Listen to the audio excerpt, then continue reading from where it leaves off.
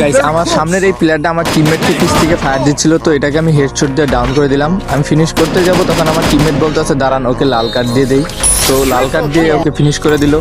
তারপরে এইখান থেকে উড পিকার নেওয়ার পর ওই প্লেয়ারটাকে একটা ওয়ান টেপ দিয়ে দেই, তারপরে আপনার ফিনিশ হয়ে যায়। এদিকে জোন মোটামুটি ভালোই, গাড়ি নিয়ে ঢুকছিলাম জোনে, তখন এই প্লেয়ারটা আমার স্পির অবস্থা বাজে করে, তো এটাকে একটা হেডশট দিয়ে ডাউন করে দিই, তারপর এটাকে ফিনিশ করি।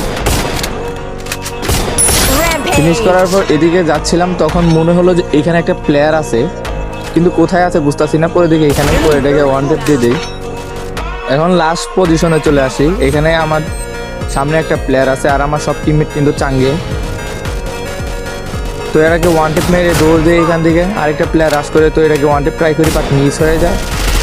তো আমি ভাবতেছিলাম মাথা বের করলে ওয়ান টেপ মারবো, পিছ থেকে আমার অবস্থা একবারে বাজে করে দেয়। মেডিকিট করার আগে দেখো আমার উপরে স্কাইলার মেরে দেয়, আমি বাঁচতে যাই আমাকে করে মেরে দেয়।